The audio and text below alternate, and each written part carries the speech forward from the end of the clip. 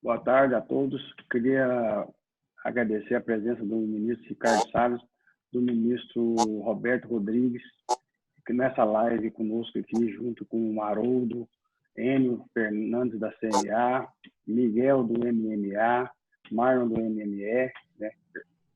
Ismael Perina.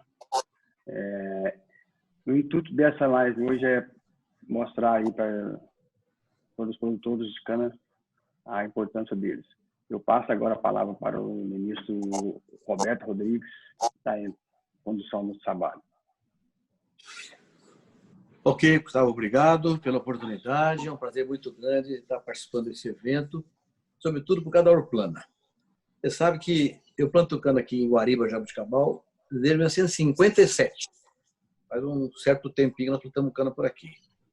Eu era presidente da Partida de Guariba, no começo dos anos 70, quando surgiu a ideia de unificar o setor de cana, que tinha várias associações dispersas, e cada qual tinha uma coisa em torno de uma organização só, e surgiu a Orplana. Então, eu tenho até um papel na fundação da Orplana e é um orgulho e uma honra participar desse evento aqui. Eu queria passar uns slides para mostrar o que é a Orplana hoje, para que todo mundo tenha uma ideia aproximada dessa instituição que junta produtores de cana dos estados de São Paulo, Minas Gerais, Goiás, Mato Grosso do Sul e Mato Grosso. Tá? Vamos passar esse slide, por favor, Celso? Aí que está. São 32 associações regionais que juntam quase 12 mil fornecedores de cana, numa área de 756 mil hectares de terra, com 2.430 funcionários das associações e quase 30 mil funcionários nas propriedades dos produtores de cana, juntando uma equipe enorme de pessoas ligadas a esse segmento. Próximo slide mostra tradicionalmente que não existe no Brasil 360 usinas de açúcar e álcool, ou só destilarias, são 70 mil fornecedores de cana no Brasil inteirinho, 750 mil empregos diretos e 1,5 milhão de empregos indiretos, cobrindo 1.200 cidades no Brasil inteirinho que cultivam cana-de-açúcar. Só São Paulo tem 5,5 milhões de hectares de cana-de-açúcar, é a maior área agricultada do estado de São Paulo. Então, é uma cultura muito importante, muito relevante e que vive um dos momentos mais difíceis da sua história, com a pandemia, com o consumo de combustíveis líquidos caindo, o preço caindo também, petróleo numa situação desagradável por causa daquela relação espúria entre Rússia e Arábia Saudita. É um momento muito complicado que vivemos hoje no setor sucroenergético brasileiro. Então, sempre vem uma série de ideias e medidas para mitigar esses problemas, e uma delas seria o RenovaBio funcionando, com o CBio funcionando e tal coisa.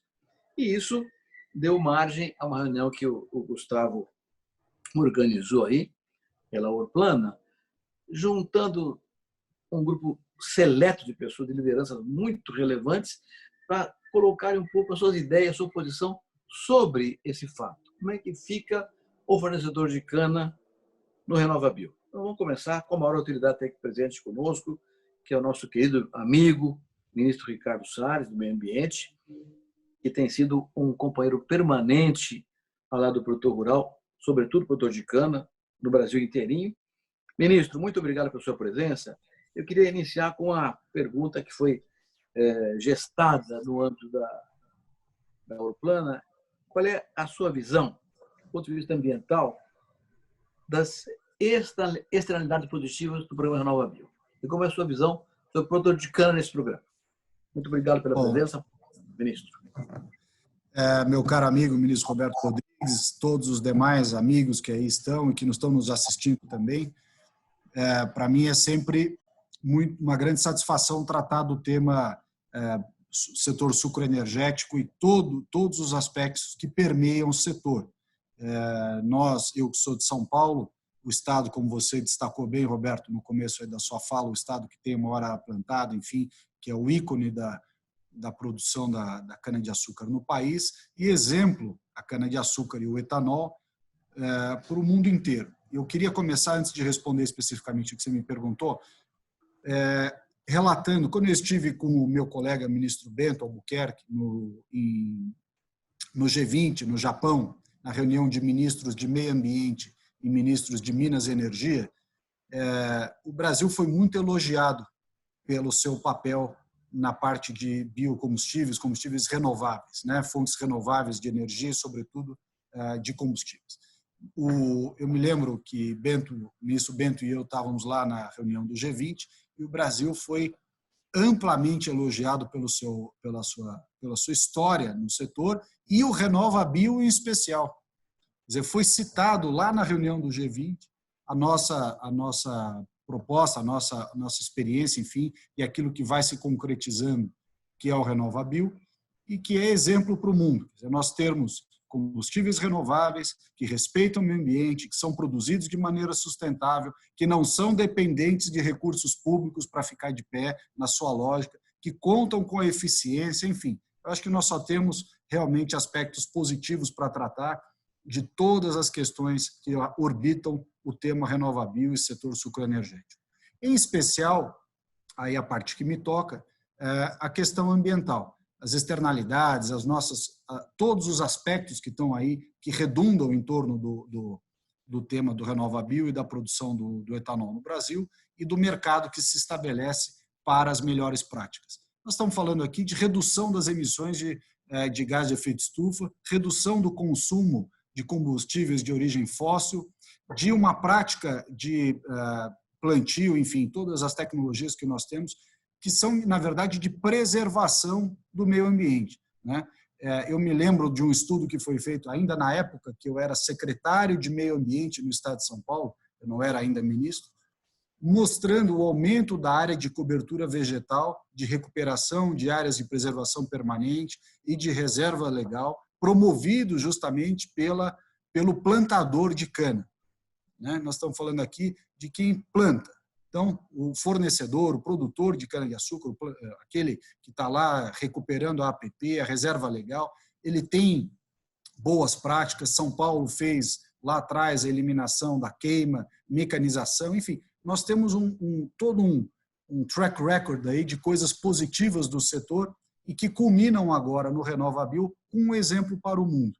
Nós vamos ter o combustível de fonte renovável, que é um exemplo de sustentabilidade, comparativamente até, essa semana foi até interessante, uma discussão que vocês do setor conhecem até muito melhor do que eu, que é a comparação do veículo puro, elétrico puro, com o nosso híbrido, né? Híbrido FEX, o elétrico misturado com etanol, e a comparação da cadeia toda de quanto as emissões do veículo a etanol, considerando o início do ciclo produtivo da cana, colheita, processamento, veículo e tudo mais, é muito mais sustentável do que o veículo elétrico puro e todos esses problemas que a gente já conhece da bateria, da fonte do carvão, da indústria que produz, enfim. Então, esta preocupação nossa com aspectos ambientais do RenovaBio são muito importantes e só reforça ainda mais o caráter prioritário para nós em colocar de pé esse programa que é, como eu disse, e foi dito no G20 também, exemplo para o mundo. Acho que isso tudo inicia a nossa discussão de maneira muito direta.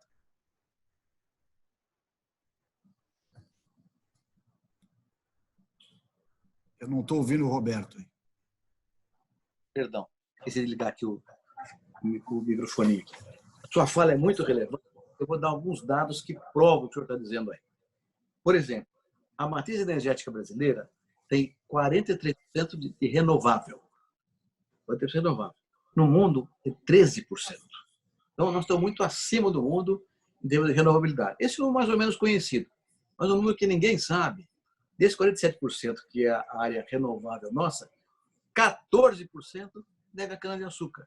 Mais que hidrelétrica, que são 12%. Então, a cana-de-açúcar sozinha gera mais energia, não só com etanol, mas com eletricidade, com a cogeração, do que todas as hidrelétricas brasileiras juntas. Ilha Solteira, Urubupungá, Itaipu e tudo mais. Então, é impressionante esse número e quase ninguém conhece no Brasil. Então, um dado fundamental. A matriz energética nossa e a agroenergia nesse cenário. Além disso, nós temos uma coisa curiosa, né? O etanol de cana emite apenas 11% do CO2 que a gasolina emite. Então, tem uma condição notável de contrabalançar as questões ligadas a aquecimento global, mudanças climáticas, etc. E, acima disso tudo, um dado real agora, recente. A agricultura, como o senhor sabe, todo mundo sabe aqui desse grupo, continua trabalhando, plantando, colhendo, produzindo, abastecendo, fazendo o seu papel de supridor da vida do país e do planeta inteirinho. No entanto, embora continue a pleno vapor a toda atividade, a poluição caiu enormemente nos grandes centros urbanos, o que mostra que a agricultura não é elemento poluidor. Ao contrário, os nossos carros híbridos ou exclusivamente a etanol contribuem para a redução da poluição. A poluição realmente vem muito mais da área urbana que da área rural. Então, esse é um dado fundamental para a gente continuar a nossa conversa, ministro. O senhor defende, então, a posição do produtor de cana na RenovaBio, não só um projeto que atenda ao setor industrial, mas também a agricultura. Afinal de contas, somos 70 mil produtores no país inteiro, né, de todos os tamanhos. Então, tem um papel relevante socialmente nessa questão toda. O senhor defende, portanto, a RenovaBio? Realmente, Roberto, não há dúvida de que os benefícios para o meio ambiente, a parte de mudanças climáticas, de emissão de gás, redução da emissão de gás de efeito de estufa, enfim, tudo isso que é apropriado pela lógica de funcionamento do RenovaBio, ele tem que ser compartilhado com os diversos elos da cadeia. Começa com o produtor. Não tem cabimento a gente ter um programa público que é exemplo para o mundo, que tem uma série de qualidades, mas que restringiria os benefícios capturados das diversas vantagens que nós lá temos, sejam as de competitividade financeira, de balança comercial, de não dependência energética, de matriz energética limpa e renovável, como você destacou bem, mas também todos os aspectos ambientais que começam e, sobretudo, vêm lá da ponta. Esse compartilhamento ele tem que ser assegurado. Todos contribuem para o exemplo que é o etanol, a indústria sucroenergética e, portanto, o RenovaBio. Todos devem ser contemplados com a sua parcela de contribuição nesta boa construção que é o RenovaBio. Eu acho que essa é um reconhecimento. Ele não é só desejável, louvável, ele é necessário para que haja um incentivo, para que haja realmente o compartilhamento dessa vantagem. Essa crise que estou vivendo hoje, em que o consumo de combustíveis caiu muito, etanol, inclusive, mais de 20%, em algum lugar até 40%, enquanto a produção está crescendo, porque a safra começou, gera um descasamento brutal para o setor. Cai o consumo, aumenta a oferta, o que acontece com o preço? Despenca o preço. Soma-se a isso ainda o fator petróleo em Rússia e Arábia Saudita. Então, o setor está sofrendo como nunca sofreu nessa história toda, desde 57 aqui. Há mais de 60 anos plantando cana, nunca viu uma crise como essa que estamos vivendo agora. E, naturalmente, temas como a CID, que deveria ter sido instalada a tempo, reformada para ajudar o produtor de cana da indústria, com a vantagem, um custo baixo, eliminação de tributos, se somariam à importância do RenovaBio CBIOS para mitigar os problemas. Então, como não está ainda funcionando, eu tenho de pedir ao doutor Miguel Ivan, do Ministério de Minas e Energia, que tem sido um grande companheiro nosso nesse trabalho todo, ministro, pedir licença ao senhor, para pedir ao doutor Miguel Ivan que contasse para a gente qual é o estágio atual do RenovaBio, quais são os horizontes de implementação e funcionamento do RenovaBio tão importante para o setor todo. Bom, boa tarde para todo mundo. Obrigado pelo convite, pela oportunidade. Pessoas que eu admiro e acompanho, Roberto Rodrigues, ministro Ricardo, que é sempre, a gente se encontra pouco, mas que são sempre gentis e abertos a me ensinar. E aos amigos, Ismael, Haroldo, Gustavo, Enio, o Marlon e o Celso, que esses que a gente sempre conversa. Bom, o RenovaBio está funcionando, ele está comercializado na Bolsa de Valores. Hoje, qualquer CNPJ que queira comprar os CBIOS na Bolsa pode fazer. Na verdade, a gente já teve uma oferta de CBIOS semana passada, uma oferta de compra. Teve um problema no sistema da B3 na hora que a compra, a solicitação já aconteceu, mas a gente teria essa compra concretizada semana passada.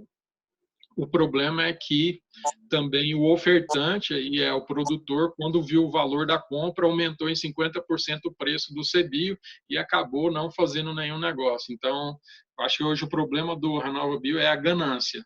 E eu vou pegar o exemplo da ganância, que o Gustavo gosta muito, para fazer o seguinte. Um bom catireiro, um negociador, sabe que o melhor jeito de um negócio contínuo é distribuir o ganho para todo mundo. Toda vez que você tem uma ganância da manutenção do lucro só para um ou das vantagens para um, ele consegue vender, aqui no interior de Goiás, a gente consegue vender o bezerro só uma vez. Nunca mais você vende para aquela mesma pessoa. Eu acho que esse é o mote do RenovaBio. Eu acho que o que é importante para isso é essa percepção que o RenovaBio vai mudar o jogo. Eu diria mais, que se ele estivesse funcionando hoje, a gente não precisaria de nenhum tipo de compensação, seja ela tributária, creditícia, que o setor se adequaria para fazer. Hoje, o preço médio do CBio significa um prêmio por litro, em média, claro, que isso depende da nota de eficiência de cada usina, em mais ou menos R$ 7,50 líquidos para o ofertante. Isso significa, pela primeira vez no Brasil, nós construímos um programa que receba essa precificação da externalidade, casamos ele com o que há de mais moderno e liberal do mercado financeiro, em vez de a gente fazer um argumento. Então, toda a externalidade é precificada ali. Assim como eu acho que, por exemplo, o fazendeiro que mantém reserva ambiental na fazenda, obrigatória, deveria ter o crédito dele comercializado para aquela pessoa que faz. Ou aquele que preserva as nascentes dele, deveria ter o crédito comercializado dele da água da fazenda. Eu acho que a gente, aí eu vou misturar entre o meu papel institucional, que está aqui, e a minha vida de fazendeiro. A gente tem um montão de externalidade que nós temos que precificar e que não é nos pago. Então, nós ficamos sustentando o resto do mundo. Então, você não sabe como precificar ou comunicar, ficamos num esforço contínuo dessa comunicação. Aí eu vou falar o que eu vejo nesse aspecto do CB. É ruim e difícil para o governo regulamentar transações individuais. Então, essas transações entre usinas e produtores, mesmo que sejam que tem alguns regulamentos, é melhor quando ela é feita pelo mercado. O que a gente pode fazer, no que eu vejo aqui, é indicar exatamente como a gente fez. Hoje, na Renova Calc,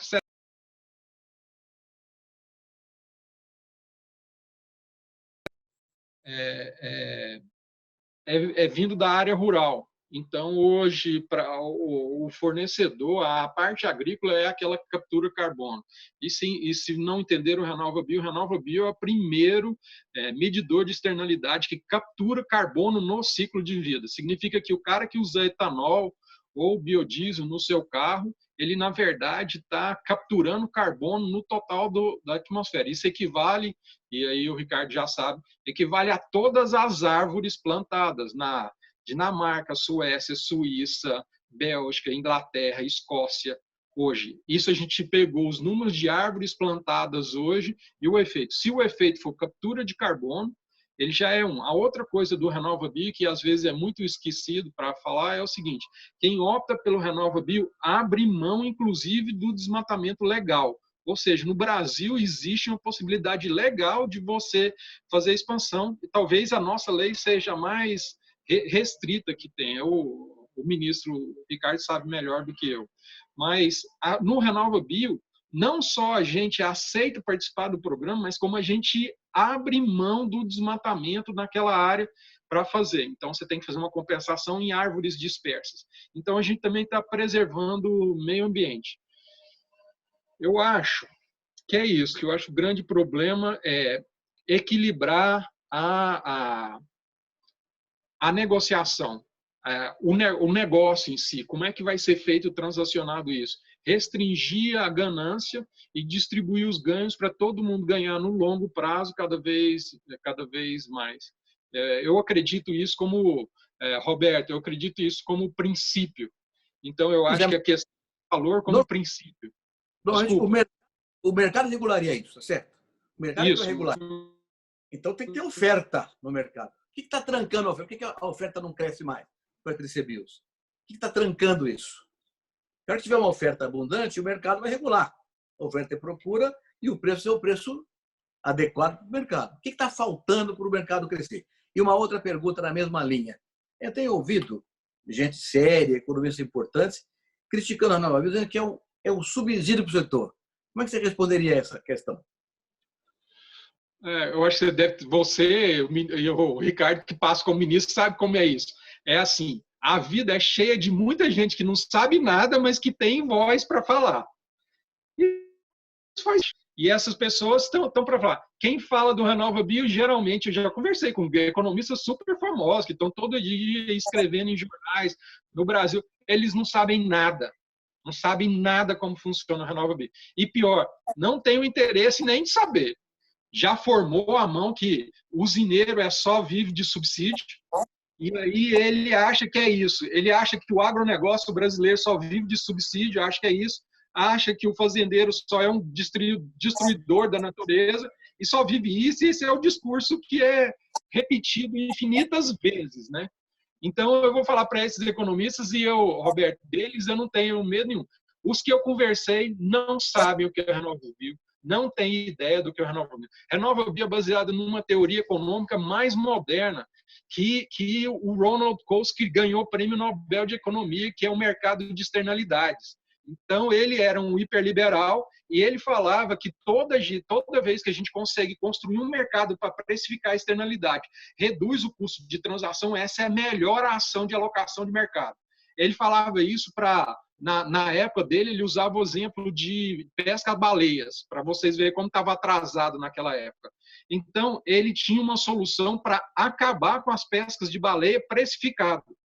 Então, o Renova Bio é simplesmente uma coisa. Hoje, quando você põe etanol, isso é importante. Hoje, cidade de São Paulo, se você colocou etanol na cidade de São Paulo, provavelmente, o ano todo, provavelmente você deixou de matar alguém de Covid. Hoje, vários estudos estão vendo que a poluição no Brasil é tão baixa que as grandes cidades estão com baixa mortalidade comparativa.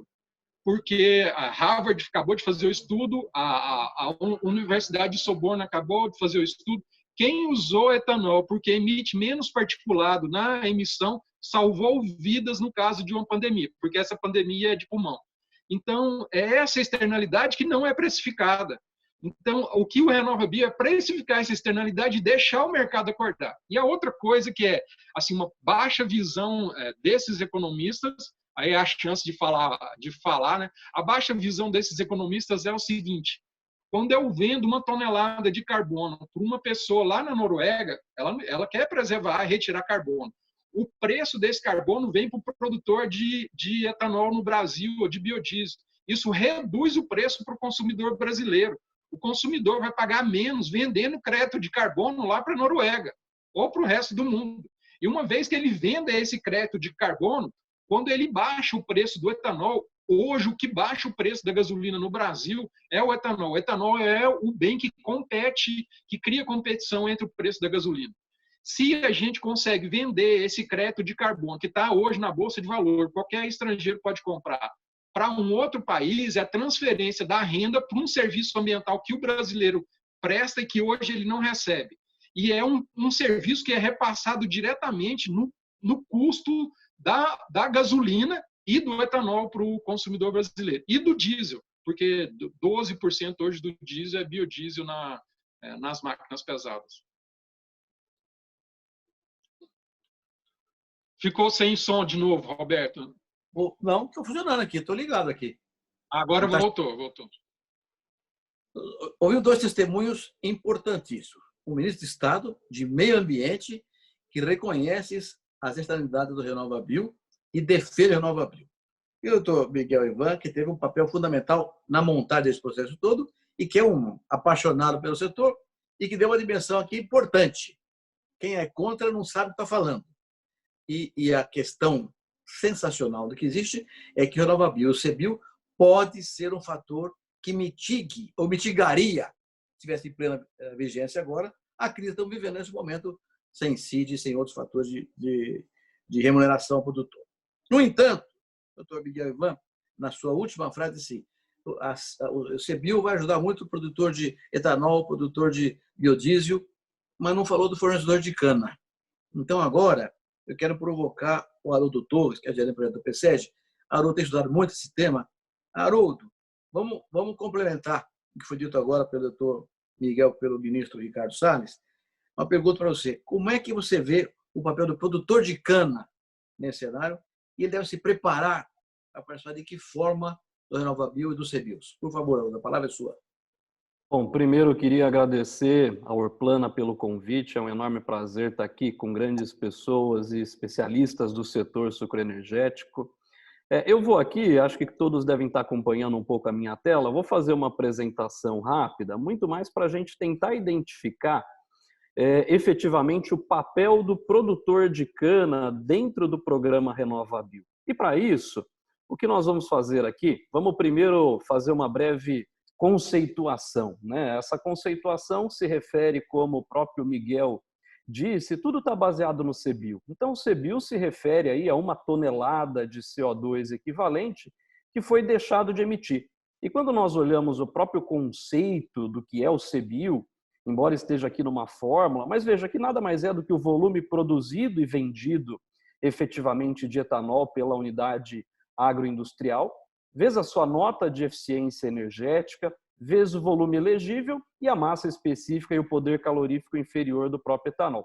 Onde é que o fornecedor ele pode atuar? Onde é que o fornecedor ele atua diretamente? Na geração de CBio. Então, o fornecedor ele tem um primeiro papel. Ele contribui diretamente para a geração de CBio de que forma? Primeiro e diretamente através da nota de eficiência energética ambiental. Veja que quanto maior for a sua nota, ou seja, mais eficiente em termos energéticos ambientais, maior é a contribuição desse fornecedor, e assim como diretamente em relação ao volume elegível, ou seja, a sua participação no programa e atendendo aos critérios de elegibilidade. Pensando nisso, nós fizemos aqui uma análise olhando para 2 cenários. Mas antes de falar desses 2 cenários, eu queria que a gente fizesse apenas uma conceituação. A RenovaCalc é a nossa ferramenta desenvolvida por todo o time da Embrapa e com todos os especialistas que foram envolvidos no programa para mensurar de fato as emissões. Se nós olharmos nesse quadro que estou mostrando para vocês, eu tenho aqui valor típico, né? O valor primário, então apenas como referência, por exemplo, um valor primário típico de combustível, no caso de diesel, nós estamos ali olhando algo como 3,18 litros por tonelada de cana. Se o produtor, se a usina não faz efetivamente a sua, vamos dizer, não informa o seu dado primário, por default, o dado padrão penaliza e coloca na RenovaCalc um valor penalizado aí de algo como 6 litros por tonelada de cana. Se nós olharmos para todas as usinas que foram para a certificação, o valor médio, por exemplo, do caso do diesel é de 4,54 litros por tonelada. Então veja que interessante. O RenovaBio, e principalmente através da RenovaCalc, nós olhamos para todo o processo agrícola, para todo o processo industrial e de distribuição para apurar efetivamente o que está sendo emitido. Pensando nisso, vamos imaginar aqui que o produtor de cana-de-açúcar, ele tenha os coeficientes que estão elencados como valor primário. Ao passo que as usinas, dados que foram publicados pela ANP das empresas que foram para a certificação, estão nesta terceira coluna. Só que mais do que isso, vamos imaginar aqui uma pequena simulação para que a gente possa entender efetivamente nesse momento. Vamos imaginar aqui uma usina teórica que processe 2,4 milhões de toneladas de cana, com uma produtividade média de 80 toneladas e com um ATR médio de 135, para a gente simplificar. Feito isso, vamos criar 2 cenários para tentar identificar o papel do fornecedor. E esses 2 cenários, vamos imaginar aqui, de novo, é só uma simulação para que a gente possa entender um pouco esse papel do produtor, mas vamos imaginar uma situação onde a gente tem uma usina que opere com metade de cana proveniente do fornecedor de cana, do produtor rural, e a outra metade produzida e cultivada pela própria unidade agroindustrial.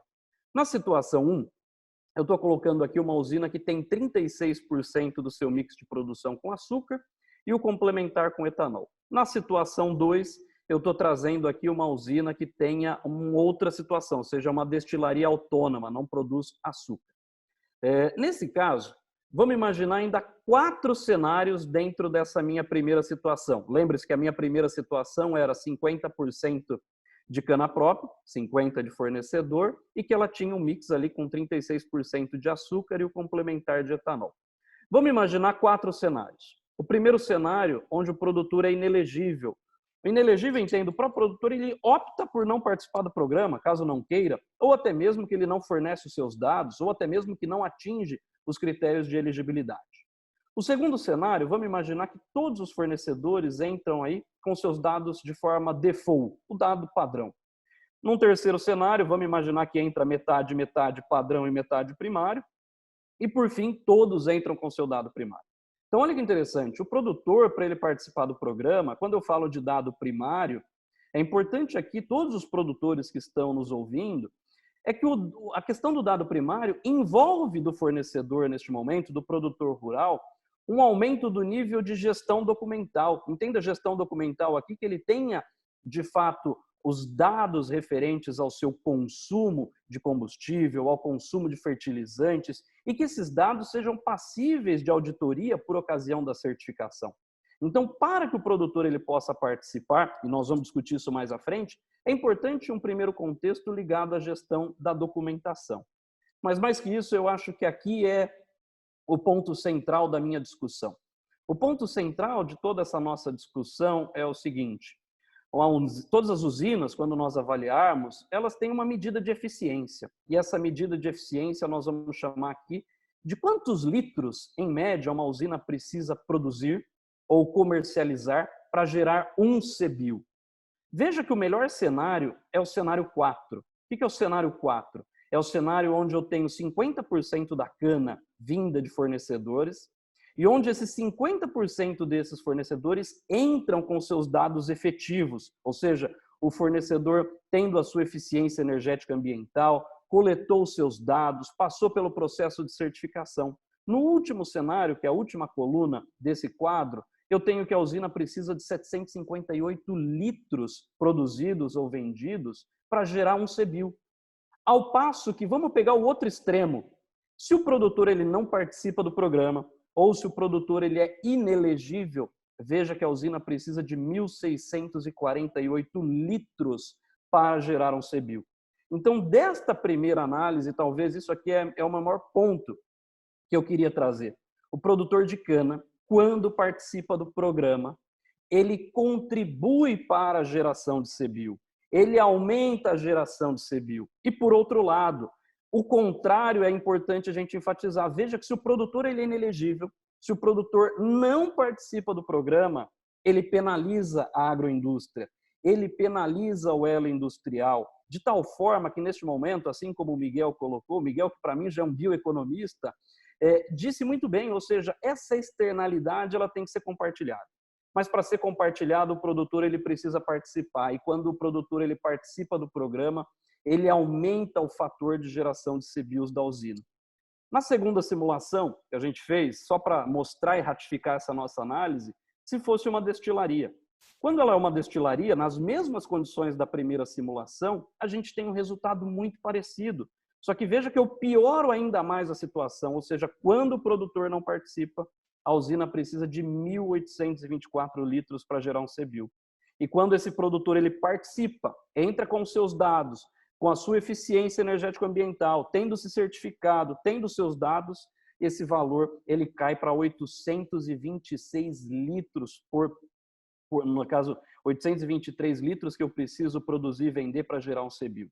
Dessa forma, qual que é a mensagem final e para eu concluir aqui rapidamente essa minha breve resposta, né? É importante perceber que o fornecedor ele tem um papel extremamente importante, ou seja, o produtor rural, principalmente ele que está nos assistindo hoje nessa live, ele precisa saber que ele é um ponto vital e essencial desse programa, ou seja, ele contribui para a geração de CBIOS.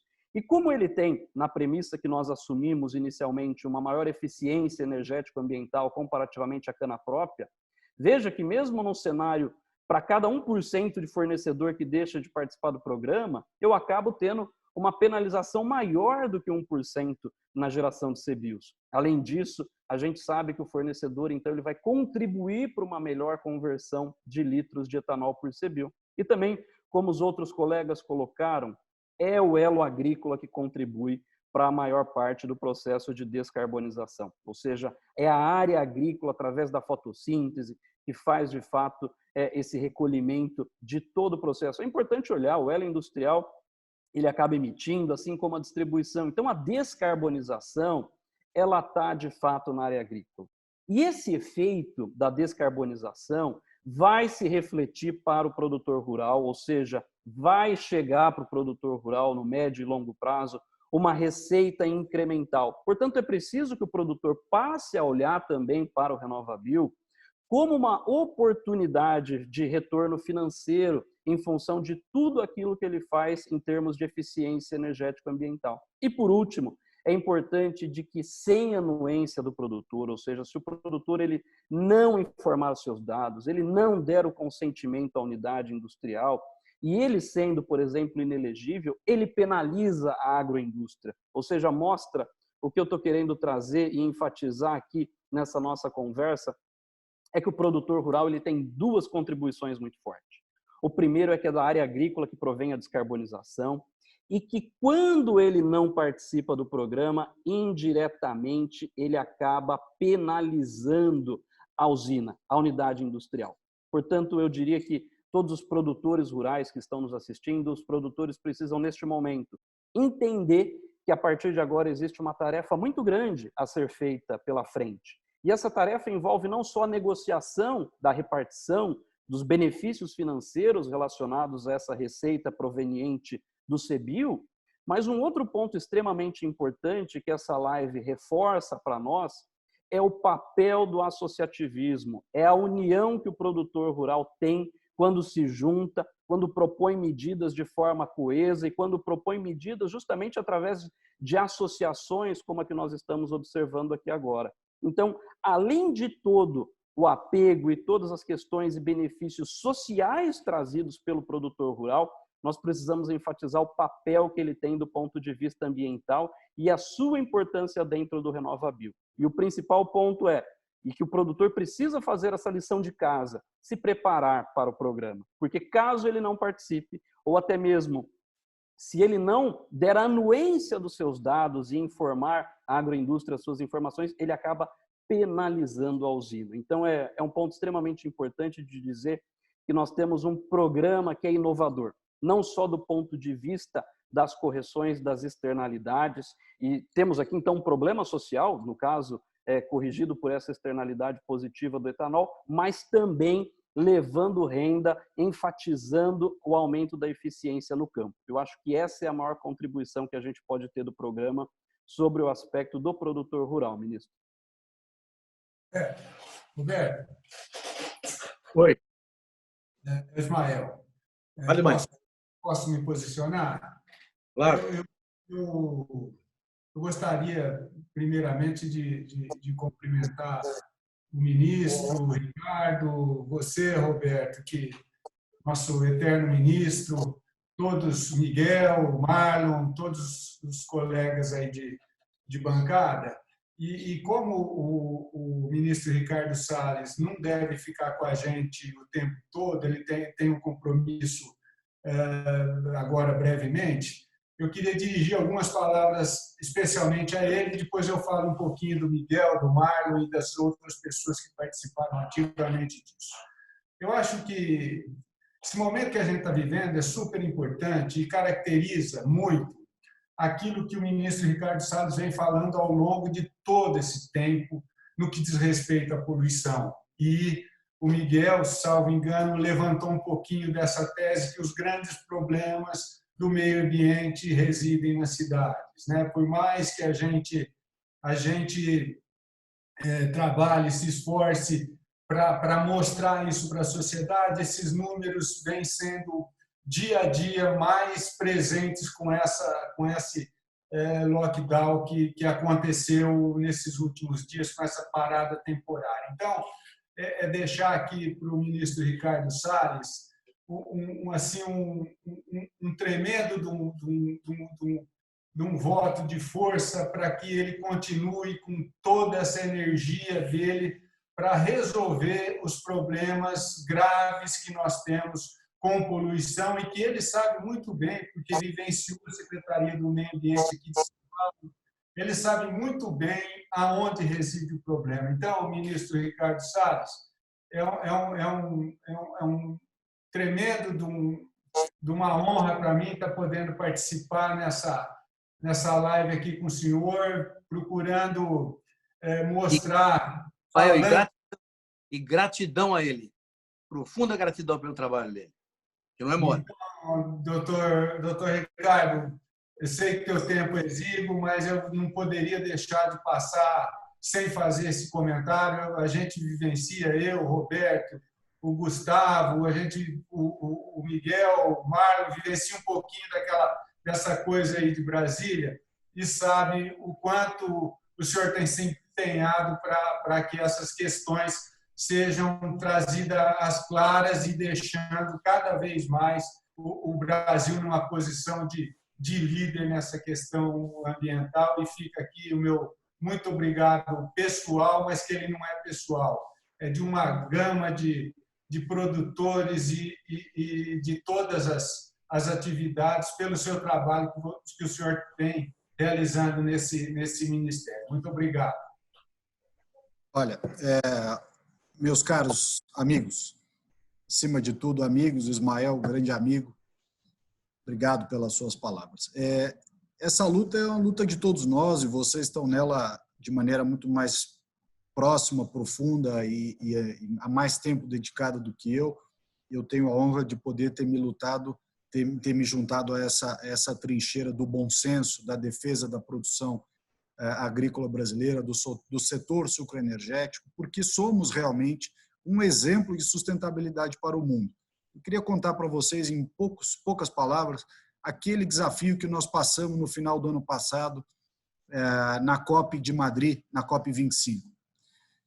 Há claramente uma tendência de vários países desenvolvidos em não tocar no assunto dos combustíveis fósseis, nas emissões que são derivadas da queima de combustível fóssil. Uma questão de forma, nós, claro, temos sempre que tomar muito cuidado da maneira de colocar esses assuntos lá fora, diz respeito à nossa balança comercial, diz respeito às nossas relações do agroexportador brasileiro, mas não podemos deixar de dizer sempre que as emissões são 78%, 76% relacionadas à queima de combustíveis fósseis no mundo. O resto, os 20 e poucos por cento, de outras fontes, inclusive temas como desmatamento, etc.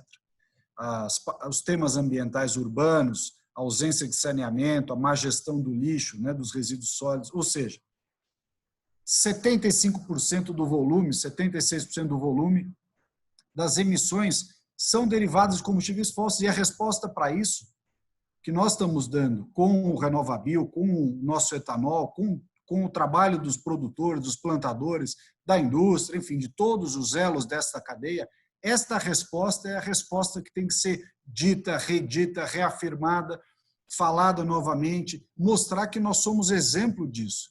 Não são eles que vão nos ensinar nesse aspecto, nós é que temos muita coisa para mostrar.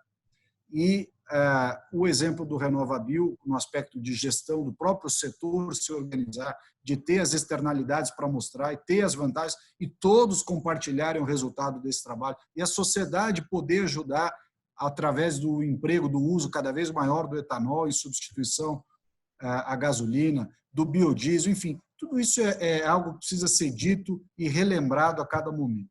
O nosso trabalho aqui em Brasília é uma extensão do bom trabalho, do excelente trabalho que todos vocês fazem, do que o Roberto fez quando era ministro, continua fazendo agora nas suas atividades, como professor, como consultor, de quem produz, de quem trabalha, o Miguel lá no Ministério de Minas e Energia, enfim, tudo isso se soma, é uma somatória de esforços. Só para também ficar no tema que foi citado aí pelo Roberto, que diz respeito à CID e essa tema da competitividade, né, do etanol em face da gasolina, Eu presenciei ontem com o ministro Paulo Guedes, uma conversa também com o nosso presidente e tudo mais, o esforço que nós estamos fazendo aqui para poder contemplar o setor com a sua merecida e necessária competitividade. O Brasil é um país complexo, com diversas repercussões em diversos setores de tudo aquilo que se faz, mas eu queria reafirmar, até porque eu fui testemunho ocular, não só ontem, mas em outras oportunidades, da preocupação com o presidente, com o setor, com os empregos do setor, com a saúde financeira do setor, enfim, com a funcionalidade do setor sucroenergético no Brasil. Agradecer novamente ao Celso por ter me convidado aqui para participar.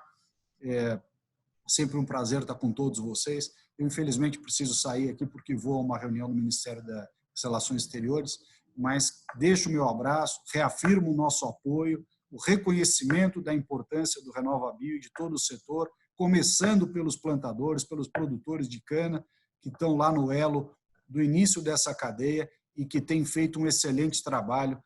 E São Paulo, repito, quando fui secretário, serviu de exemplo para a gente mostrar o que é a realidade, diferentemente das histórias que se contam por aí e diversas lendas que são contadas e que não correspondem à realidade. Um abraço a todos, muito obrigado pela oportunidade e sigam aí firmes na nossa live. Roberto, obrigado, viu? Muito obrigado pela sua presença, pela sua contribuição. Giovanni Itamaraty, dá um recadinho para a turma. Ele é muito importante para a gente. Fala para eles lá, ministro. Viu? Tá bom. Tchau, pessoal. Muito obrigado por tudo e conte sempre conosco, viu? Nosso apoio. Grande abraço. Bom, gente, vamos continuar aqui a nossa conversa. O doutor Miguel Ivan deu um testemunho para a gente fundamental. RenovaBio não é subsídio. Ele está falando bobagem. É muito importante que a gente repita isso o tempo inteiro, porque é um programa para a cadeia produtiva. E o que o Haroldo mostrou para a gente agora mostra um cenário em que nós, produtores de cana, não podemos ficar fora de jeito nenhum desse processo aí. E em cima disso, a Urplan tem trabalhado bastante. Você quer falar mais um pouquinho, Ismael? Senão eu vou passar a palavra já para o Gustavo contar o que a Urplan está falando em matéria de RenovaBio para nós, fornecedores de cana. Eu peço licença aí ao Gustavo e ao Celso para só fazer um complemento, né, daquilo que eu disse em relação ao Ministério do Meio Ambiente em toda essa questão de RenovaBio, mas reconhecer enormemente também o trabalho do Ministério da Agricultura e o trabalho do Ministério das Minas e Energia.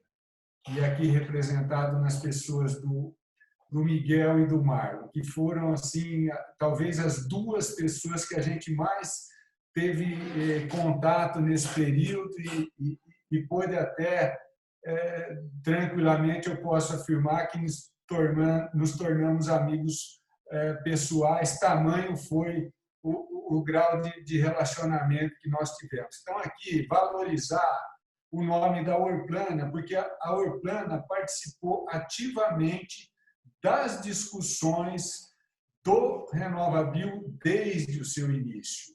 E desde o seu início, né, valorizar também todo o setor industrial que muito brigou por essa questão, colaborou enormemente. Então, é aquela junção de esforços, todo mundo trabalhando no mesmo sentido, né?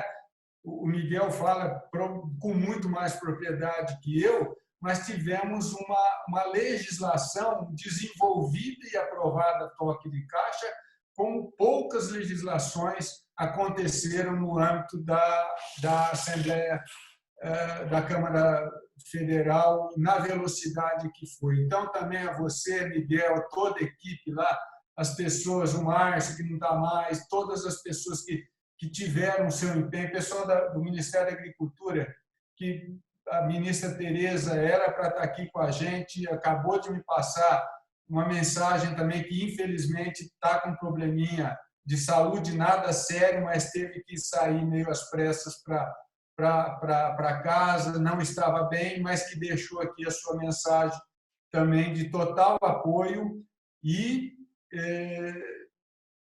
se falou um pouquinho das questões que o setor vem trabalhando. também junto com o Ministério das Minas e Energia, com o ministro Bento, a ministra Tereza está sendo, eu costumo chamá-la de dama de aço, né? Nessa questão de se apoiar o setor sucroenergético nesse momento, que é fundamental para não perder aquele gás. Você sabe disso, né, Roberto? Porque se você tem um baque, a retomada depois é muito mais complexa. Então, esses dois ministérios têm trabalhado numa afinidade, conseguiram convencer que estava difícil o ministro Paulo Guedes, né? Então, é um trabalho que faz a junção de todo mundo no sentido de remar para o mesmo lado. E com relação à CID, eu só gostaria de fazer um pequeno parêntese, né? Que a CID, né, Roberto, ela foi criada exatamente para isso. Não tem novidade nenhuma. Variação de alíquota de tributação em cima de preço de gasolina para propiciar competitividade do etanol, para não deixar acontecer com o setor que aconteceu em governos passados, né, que abriu-se mão da CID, não usou o instrumento como se deveria e acabou jogando boa parte do setor na rua da amargura. Então, era esse posicionamento, contemplar, né? E sim, no RenovaBio nós fomos parceiros desde o começo e com certeza absoluta a elite dos industriais, das pessoas mais pensantes, eu tenho certeza absoluta que vai trabalhar para que essa repartição seja muito bem feita para cada um dos elos da cadeia, e é isso que nós temos que continuar fazendo, utilizar essas pessoas todas que estão aqui participando dessa live, e as outras que estão, pessoas capacitadas que discutem e certamente vão chegar num acordo bastante maduro para cada um ter o seu fruto que lhe cabe. Obrigado, Roberto. Obrigado a você, Ismael. Deixa eu tentar dar uma costurada aqui, então, a gente passar para frente, passar para o Gustavo e para o Celso. Nós tivemos aqui testemunhos extraordinários. É preciso ressaltar de novo, Miguel Ivan, trabalho dele, o Marlon, no Ministério de Minas e Energia, defendendo o setor, e essa linha dele não é subsídio, temos que repetir todos os dias. Todos os dias. Devemos muito a ele essa imagem e essa visão muito clara. O Haroldo, por sua vez, nos deu dois recados. Primeiro, nós, produtores de cana, somos indispensáveis para que o sistema funcione e a remuneração da cadeia produtiva seja positiva para todo mundo, inclusive o pessoal da indústria. E o segundo recado, para a gente participar, temos que ter gestão profissional muito mais rigorosa, com documentos que comprovem a nossa participação na produção de cana e na formação da produção de etanol e de açúcar por parte do setor industrial. Então, tem dois recados, que são um de provocação para a gente, é melhorar a gestão, e outro político, que é o papel da Aeroplano, que o Ismael está dizendo que sempre trabalhou pela RenovaBio desde o começo. Então, Gustavo, dadas as posições do Haroldo, do Miguel, do próprio ministro da Agricultura, e agora com a palavra do Ismael, eu pergunto para você, o que a Aeroplano está pensando em fazer para que a participação nossa seja efetiva mesmo no CBio e no RenovaBio? A palavra é tua, presidente Gustavo. Obrigado, ministro Roberto. É um prazer estar aqui com vocês e você está participando da nossa live. A Aeroplano, ela vem trabalhando no decorrer, como o Ismael falou, desde o início do RenovaBio, e foi um projeto magnífico que o governo desenvolveu. O Miguel está de parabéns, vários já nomeou ele pelo trabalho dele, incansáveis.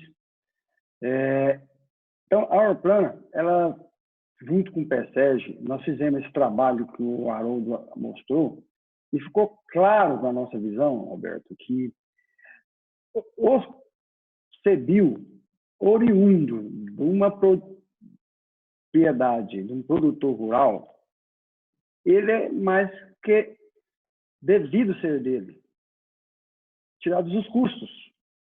Não faz sentido não ser dele, porque Quando você tira ele do processo, você penaliza, como o próprio trabalho mostrou. Então, a gente tem discutido bastante com as indústrias, o nosso diálogo é incansável, nós estamos aqui discutindo, já discutindo com outras entidades que representam também o agro, né, como OCB, CNA, e estamos alinhados nessa linha. Então, eu acho que está na hora do produtor ser olhado de uma maneira diferente, como sempre foi. Ele tem a sua obrigação de produzir, manter o meio ambiente com sustentabilidade, mas eu acho que nós temos que bater firme nessa parte do RenovaBio, da parte que se refere a aqueles CBIOs que vêm do mundo da fazenda de um produtor de cana. Então, Roberto, eu penso que nós temos uma grande vantagem de sermos unidos pelo associativismo. Então, o meu recado é esse, que nós temos que estar unidos nessa agora e não deixar as coisas andarem à revelia. Ok, obrigado, Gustavo. Eu acho que o seu recado está dado. Tem que estar unido e a Orplano é um fator de união. Mas não basta. Não basta. Tem que estar conversando bem com a cadeia produtiva como um todo, e a usina está do outro lado, ela tem que estar consciente disso que o Haroldo colocou, que o Miguel colocou muito bem. Nós temos que estar unidos também na cadeia produtiva. E aqui temos que ter aliados. Eu gostaria então de conversar um pouquinho com o Dr. Enio Fernandes. O Enio Fernandes é da CNA, presidente da comissão da setorial da cana-de-açúcar, CNA, e é uma entidade fundamental da gente assinar nosso. Doutor Enio, eu ouvi sobre isso. Como é que podemos dar todo o produtor de cana participar do RenovaBio remunerado? Primeiro, eu quero agradecer o convite da Orplana, na pessoa do presidente Gustavo. Gustavo, muito obrigado. Mostra a liderança da Orplana em colocar as entidades juntos, né? Agradecer a presença do ministro Ricardo Salles, o Miguel e o... Eu queria fazer um comentário rápido só com o Ministério da Minas e Energia, que quando começou o RenovaBio, né, a gente começou a querer entender a RenovaCal, que parecia utópico, isso não ia acontecer. E foi um trabalho fantástico, e ele determina a cada modo a sua contribuição.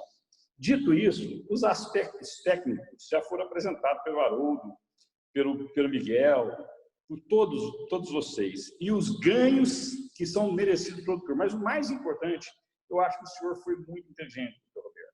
A gente tem que comunicar.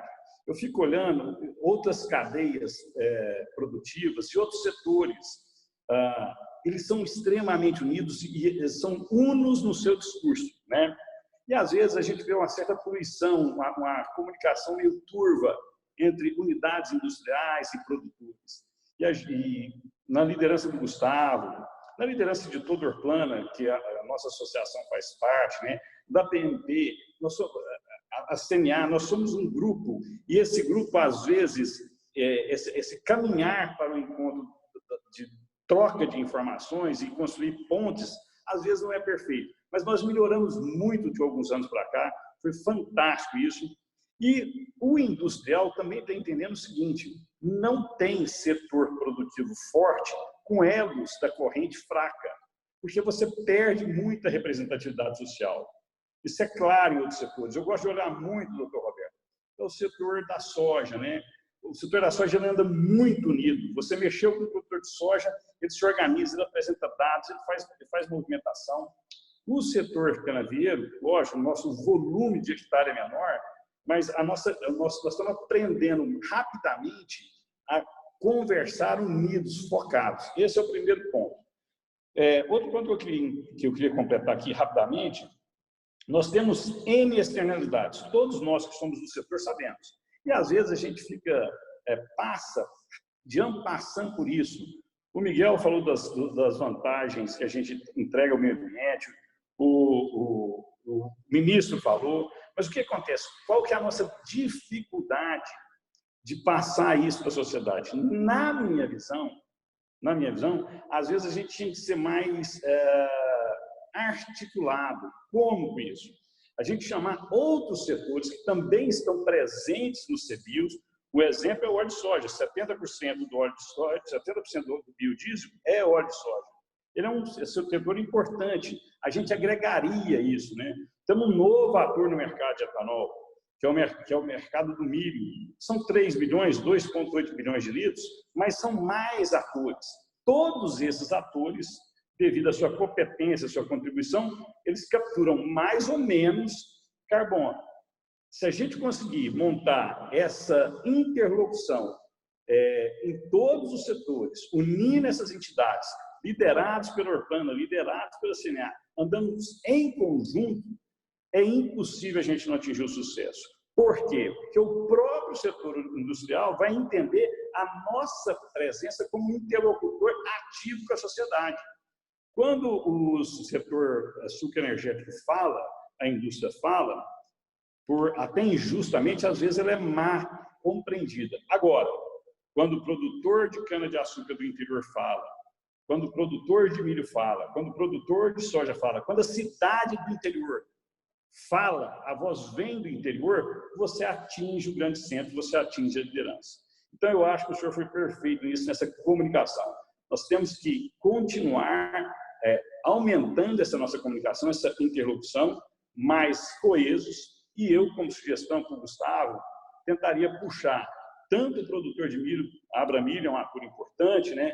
Como o produtor de soja, a CNA já faz essa interlocução, mas temos outras entidades, a ProSoja. Se a gente conseguir trazer mais atores, mais interlocutores e mostrar para todos a importância do CBIO, aí eu, comum com o Miguel, nós não vamos precisar de CID, subsídio lá na frente. Nós vamos ter um caminho saudável e sustentável para muito e muito tempo. E nós vamos ser começados a remunerar pelos esses ganhos ambientais. E só para finalizar, doutor Roberto, o CBIO pode ser a porta de entrada para a gente ser remunerados por outros ativos biológicos que nós estamos preservando. Eu vejo isso uma grande oportunidade.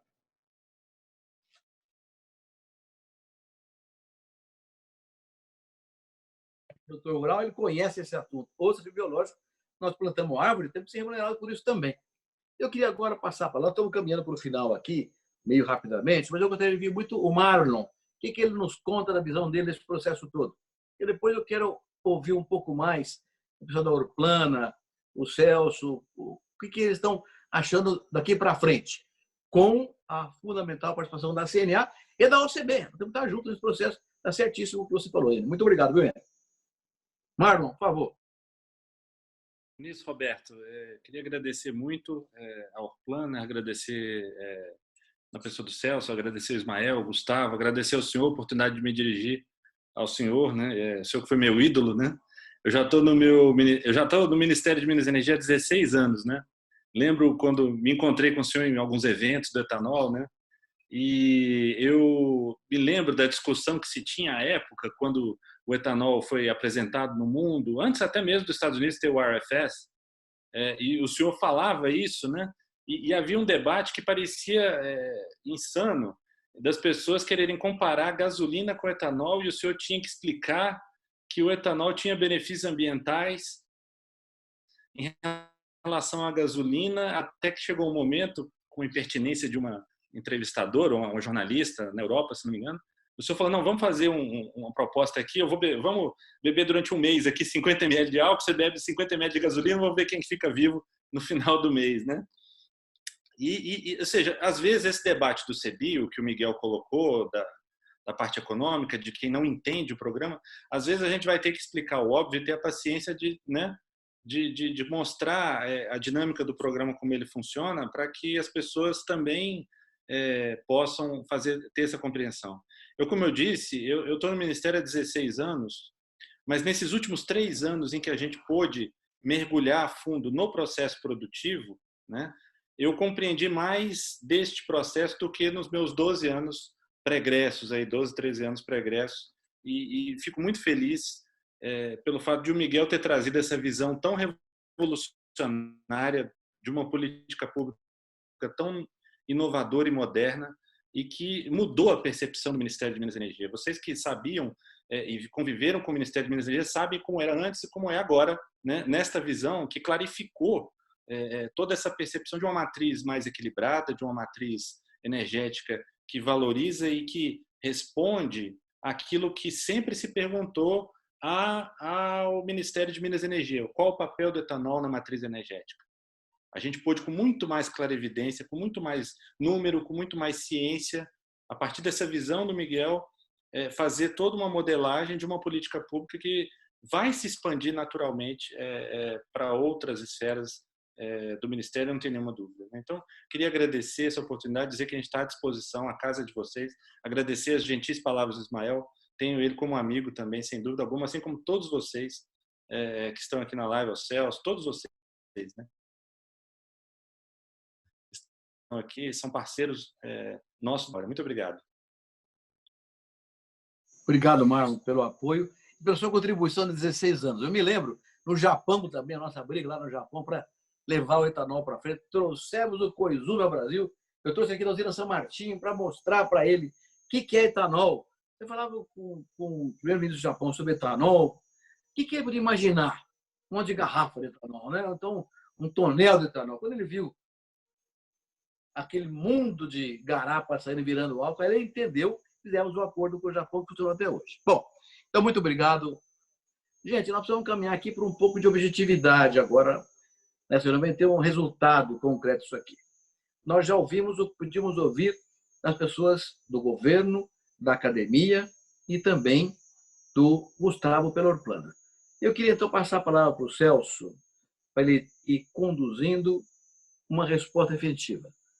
Celso, o que é que o produtor de cana tem que fazer para participar da RenovaBio? Qual é o papel dele? O Haroldo já contou. Deve ter documentação firme, gestão controlada, rigor nos papéis e posição unida. Plana, CNA, OCB, todo mundo junto. Mas o que o produtor de cana tem que fazer? Como é que ele deve agir para participar da RenovaBio? Doutor Roberto, aproveitar para responder também um pouco das perguntas que eu fico aqui na retaguarda vendo lá na live. Então, o Jaime Finguerucci, o Derli, todo mundo perguntando a mesma pergunta: qual que é a participação do produtor de cana no RenovaBio? Acho que a primeira coisa que a gente tem que ver é, pegando um pouquinho do seu último questionamento, o que a Orplana tem feito? Acho que, primeira coisa, a Orplana tem feito um trabalho que todos aí na tela são testemunhas e colaboradores. O senhor, como grande mentor da Orplana, sempre ajudando a gente. O Ismael, como o presidente que deu uma guinada em termos de profissionalização da Orplana e que hoje é o nosso representante no Instituto Pessaragro, está lá sempre defendendo os posicionamentos políticos. O Gustavo, nessa gestão, com uma visão tão estratégica, querendo trazer um pouco mais de objetividade e profissionalização para a Orplana, levando ela para a esfera internacional. O Miguel e o Marlon passaram a ser nossos grandes amigos, que nos ajudaram a entender melhor o RenovaBio, e junto com o Haroldo no PSED, a gente fez essa proposta e conseguiu desmistificar qual que é a participação do produtor de cana no RenovaBio. Então, o que eu vi nesse último ano, de janeiro de 2019 para cá, é que houve um grande desconhecimento em relação ao RenovaBio e em relação à questão do produtor de cana. E em todos os encontros técnicos que a gente tinha, parece que isso era relegado, ou o pessoal não queria que isso fosse atendido para destacar a atenção e a importância do produtor. Acho que a Orplana se debruçou em cima disso, fez um trabalho junto com o PSEG e a gente conseguiu comprovar matematicamente que a participação do produtor de cana, ele não é só um incrementador de CBIOS, ele é fundamental para o programa rodar. O Miguel sabe muito bem disso, a gente conversou com o Miguel e conversou com o Marlon. Sem a participação do produtor de cana, que no Brasil ele representa 44%, ou seja, 600 milhões de toneladas de cana, 40% vem do produtor de cana.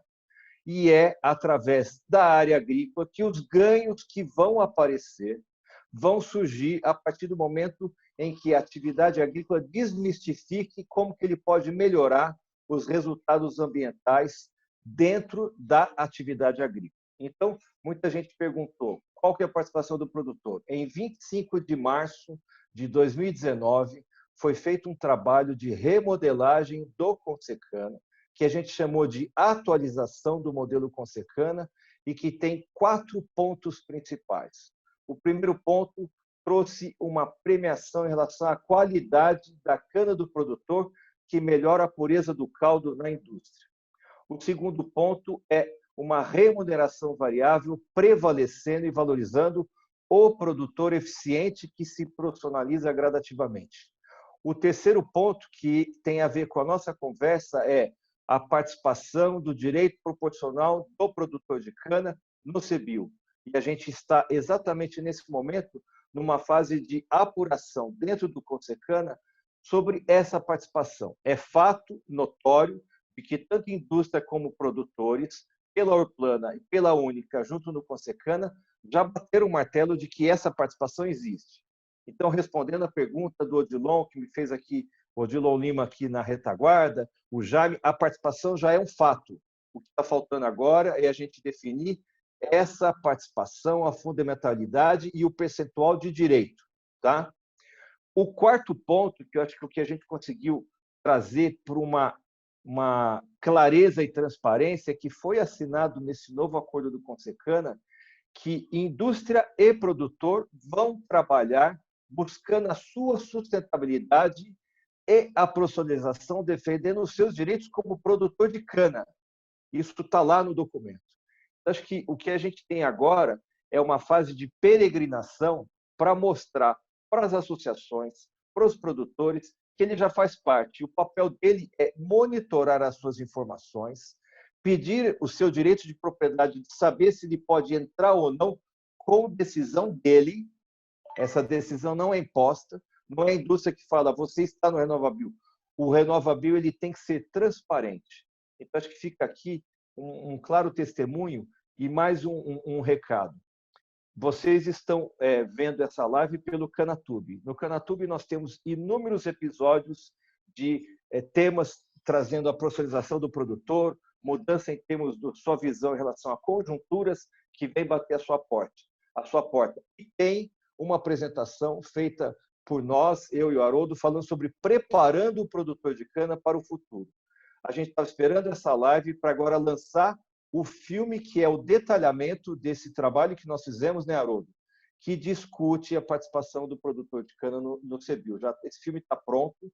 Acho que o marco agora era essa live. Nós temos aí mais de 800 pessoas que participaram da live hoje. Elas têm como compromisso conosco entrar no Canatube, se inscrever no Canatube e divulgar, porque a Orplana é continental, a Orplana é muito grande. É difícil a gente bater na porta de cada um. Então, hoje, pela comunicação, a gente consegue trazer isso mais à realidade. Obrigado.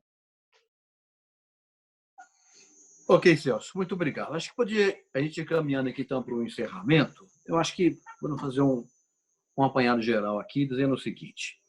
Roberto. Oi. Fala, Ismael. Me dá um minutinho? Claro. Eu adorei a live, o tempo fica curto, né? Então essas questões às vezes a gente não consegue tratar, mas o Marlon falou de um pequeno fato que aconteceu em um simpósio lá em São Paulo, que você fez essa referência, mas eu gostaria, Roberto, de um dia que você resgatasse um pouquinho, talvez a gente pudesse fazer uma live específica sobre isso. Quando você assumiu a bandeira de trazer o governador da Flórida, o Jeb Bush, e montar a Associação Brasil-Estados Unidos de Etanol, Prodetanol. Os Estados Unidos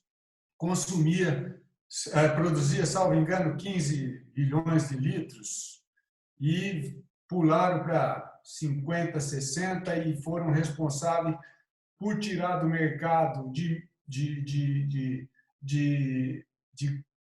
milho 140 milhões de toneladas que foram destinados para a produção de etanol e abriu a porteira na produção de milho do centro-oeste brasileiro e, logicamente, da produção de soja. Facilitou enormemente. E talvez resgatar essa história. Eu tive a oportunidade de participar de 2 reuniões que você me convidou nesse período e eu acho que foi assim, um grande evento porque inseriu definitivamente Depois o Jeb passou por mão dele, que era presidente, isso cresceu em alguns estados americanos e virou e virou essa onda do etanol lá nos Estados Unidos, que permite o Brasil fortalecer sua agricultura através do milho e da soja. E gostaria de posicionar também, e infelizmente, eu não sei o que aconteceu, mas era para estar aqui com a gente o presidente da OCB, o Márcio de Freitas, outro companheirão que tem uma atividade muito forte nessa parte de assessoramento das questões políticas lá em Brasília e não pôde estar presente, está nos ouvindo, não está conseguindo falar, nem tem imagem. Eu só gostaria de deixar um alô para o Márcio, que ele ia falar um pouquinho também de associativismo e cooperativismo, e Orplano é associativismo, as cooperativas também estão aí para auxiliar e muito nesse processo. Então, só para dar esse recado. Obrigado. Ismael, eu até ia resgatar um pouco de história. Você colocou aqui a bola na marca de pênalti. Quando nós ouvimos aqui, sobretudo o Haroldo, o Celso agora, e o Gustavo também, mostrando os mecanismos pelos quais o produtor de cana pode participar desse processo. Sabe o que eu me lembrei? Da sacarose. Para quem não sabe, o Ismael foi meu aluno na faculdade, aqui já foi meu aluno, já faz uns 450 anos. E quando foi instalado no Brasil o Programa de Controle de Sacarose, nós criamos o primeiro departamento de controle de sacarose aqui em Guariba. O Ismael foi agrônomo, trabalhou comigo como agrônomo, nas primeiras funções que ele teve na vida profissional. E era desse jeito. Cada produtor tinha sua sacarose. De acordo? Então, isso provocou uma rebelião, uma revolução, na verdade, sobre o suco energético sem precedente. Os usineiros eram meio contra a sacarose, porque tinha lá uma informação meio confusa. A sacarose mostrou que a qualidade da nossa cana era melhor que a deles. Tinha mais gestão, tinha mais qualidade. Isso mudou variedade, mudou o sistema de adubação. A sacarose mudou o setor canaveiro do Brasil e foi a maior revolução agrícola do século XX. Pode acreditar nisso aí. A sacarose é um negócio espetacular. Nós estávamos lá, o Ismael e eu já meio velhinho, mas Ismael novinho em folha, trabalhando pela sacarose. O que nós estamos falando agora aqui, e eu vi o Celso falando, a remuneração também tem que ser variável, de acordo com a qualidade de cada produtor. Mas, para isso, nós temos que ter vigorosamente controle de gestão. É uma nova revolução na gestão do agronegócio sucroenergético. E é preciso trabalhar em conjunto para resgatar tanta coisa da história. Olha, esse negócio que o Marlon falou aí do etanol, foi uma discussão que eu tive uma vez, na verdade, nos Estados Unidos, que depois eu trouxe aqui para o Brasil. Fui convidado a fazer uma palestra sobre etanol lá, para um grupo jovem de ambientalistas. Eu levei isso foi anos 70, né? Final dos anos 70, anos 80. E fui levar a ideia do etanol para lá. Quando terminei, uma moça questionou. O etanol falou, mas escuta, esse negócio de etanol, como é que funciona? Você está falando aí, vocês vão plantar cana no Pantanal, plantar cana na Amazônia, vai acabar com a comida, o etanol vai acabar com tudo. Não, eu dei os números todos, mostrando que não tinha nada, não tinha competição, é preciso trabalhar com as duas coisas. Mas ela falou, eu fiquei sabendo que os carros a álcool, quando faz muito frio de manhã cedo, o motor não pega. Aí eu tive que explicar para isso. Depois me aparece 1h30 de palestra, debate e tal, o pessoal muito contra. Então eu falei, não, minha filha, de fato era assim quando começou por álcool, mas agora não. Trocaram a injeção no automóvel, mudou muito o sistema, não tem mais esse problema, funciona agora. Mas eu fiquei sabendo que o etanol corrói os motores, é aquilo que o Marlon falou aí. O Marlon assistiu esse pedaço aí. Eu fiquei sabendo que o etanol corrói o motor da gasolina. Eu falei, olha, minha filha, no começo era assim também, não tinha muito problema, algumas ligas metálicas eram corroídas, mas acabou. A indústria automobilística foi muito ágil, habilidosa, mudou esse processo, hoje está tudo funcionando muito bem, não tem mais problema nenhum. Mas os motores, olha, eu tenho quase 70 anos e todo domingo eu tomo 2 ou 3 copinhos de etanol misturado com açúcar e limão, que chama caipirinha lá no Brasil. Todo domingo eu tomo isso há 50 anos. O motor está em ordem, está funcionando direitinho, o motor está perfeito. Não precisa nem de aditivo, o motor funciona muito bem. Agora, você toma um copo de gasolina durante 6 meses, vamos conversar no fim do ano o que aconteceu com você. E aí foi muito bom, o pessoal entendeu o negócio. Foi uma coisa que eu trouxe o Coisum no Brasil, só mostrando, de fato, como as coisas funcionam. Então, eu acho que nós temos que aproveitar essa experiência toda e, mais do que isso, o apoio que nós temos hoje. O Ministério de Minas e Energia está do nosso lado, o ministro Bento está do nosso lado. Com o Miguel, o Marlon, lá nós temos uma retaguarda formidável, um ministério fundamental para a gente. A Tereza Cristina é uma generala. Você falou em Dama de Ferro, ela é uma generala, marechal. Ela está tocando um trabalho duríssimo em apoio com o ministro Bento e também com a Casa Civil, tentando convencer o governo para medidas que mitiguem o sofrimento do setor, essa crise que estamos vivendo. Então, tem uma oportunidade grande. A CNA está conosco, o Márcio de Freitas, da OCB, é um parceiraço, não falha nenhum dia, está sempre conosco. CNA, OCB, Orplana, ABAG, está todo mundo junto. Dentro do governo tem ministros sérios, fortes, do nosso lado. Não temos que ganhar essa parada. Tem que ganhar essa parada. Tem que organizar o setor com essa linha que foi colocada pela Orplana e pelo PSEG, com o apoio dos órgãos de governo que estão do nosso lado, e fazer que o produtor de cana participe do RenovaBio, do CBio, como o Haroldo colocou claramente numa equação simples. Para isso, é preciso diálogo, comunicação, muito convencimento, para que quem esteja contra compreenda, não tem subsídio nenhum nisso. Ao contrário, um mecanismo novo que moderniza a relação, uma cadeia complicada, com problemas sérios históricos de relacionamento, nós podemos resolver no RenovaBio e o CBio uma nova fase, uma cadeia produtiva integrada, funcionando de maneira bastante articulada. De modo que temos um desafio que não é difícil, é um bom desafio. Basta que trabalhemos todos juntos e integrados. Dito isso, eu quero agradecer muito aos participantes do evento, aqui que nos acompanharam, o Ricardo esteve conosco, o Miguel, o Haroldo, o Marlon, o Ismael, que é um companheiro de muitos anos, sempre junto com a gente, e o Celso e o Gustavo. E queria passar a palavra ao Gustavo, presidente da Orplana, para encerrar o evento. Mais uma vez, muito obrigado a todos pela atenção e pela presença até agora. Até a próxima, se Deus quiser. Gustavo, a palavra é sua para terminar o evento. Obrigado, Roberto. Quero agradecer a todos os participantes, né? O ministro que teve que sair, o Miguel, o próprio Roberto Rodrigues, o Marlon, o Enio, o CNA, o Celso.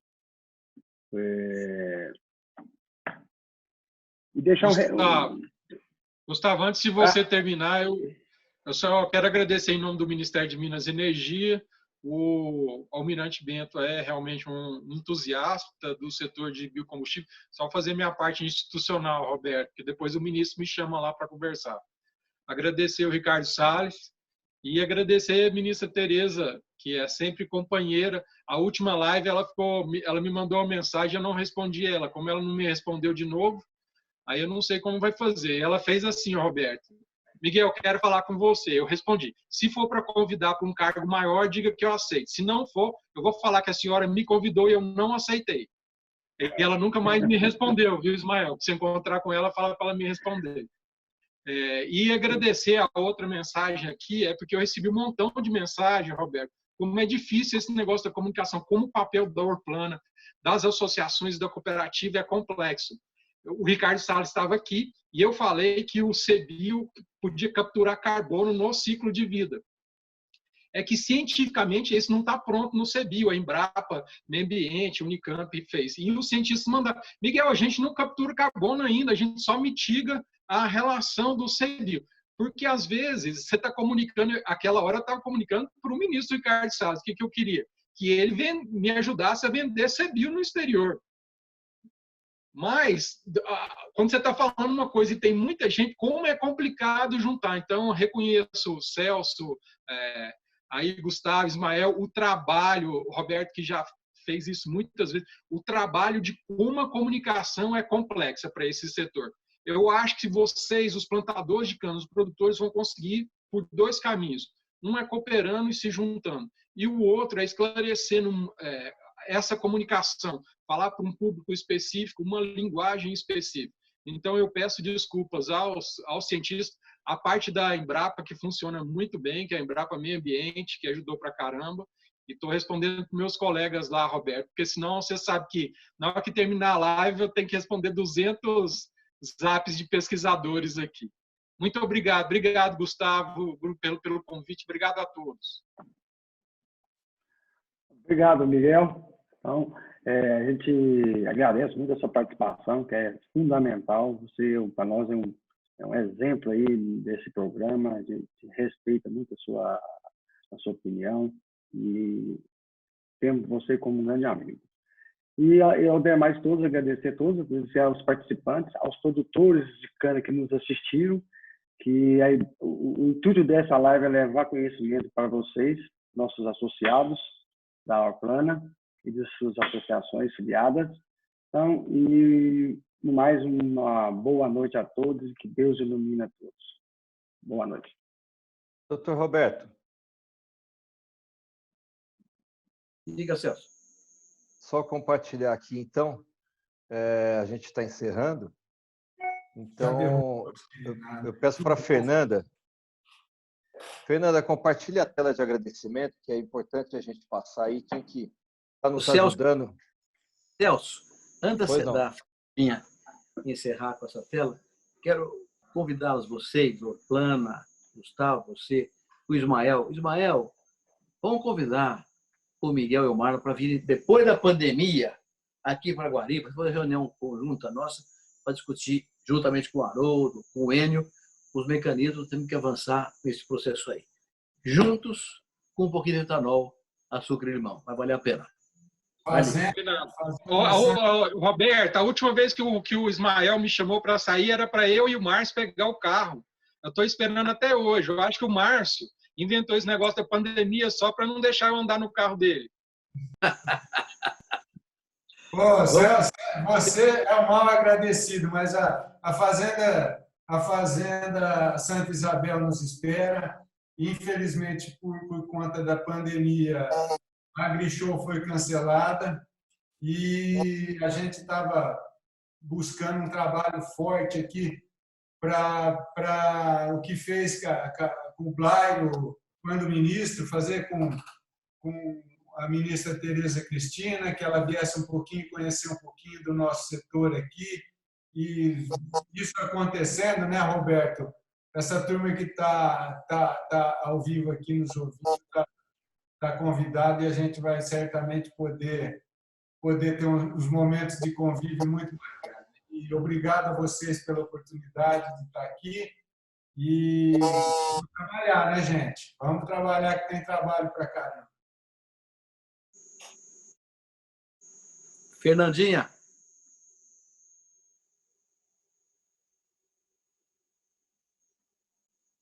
Estamos patrocinadores do nosso evento. Obrigado a todos pela gentileza. Agradecer principalmente a sua pronta disponibilidade, doutor Roberto Rodrigues, que desde o começo veio e nos ajudou a montar essa live. Nós temos aí uma participação fundamental no trabalho seu como nosso mentor eterno, como nosso conselheiro. O Gustavo trazendo aí essa visão nova do produtor do Centro-Oeste, que está trazendo aí uma visão profissionalizada, verticalizada do produtor que entrega a cana na esteira. O Marlon e o Miguel, que nos ajudou tanto a trazer esse trabalho. Acho que fica aqui um recado, trazendo um pouco do que o senhor tinha comentado. O que vai ser feito? Já estamos fazendo a melhoria da gestão através do programa Muda Cana. E aí acho que o que precisa é o pessoal buscar conhecimento através do que a gente está provendo. Não adianta ficar sentado na cadeira achando que vem assistencialismo, porque a gente já fugiu dessa fase, né?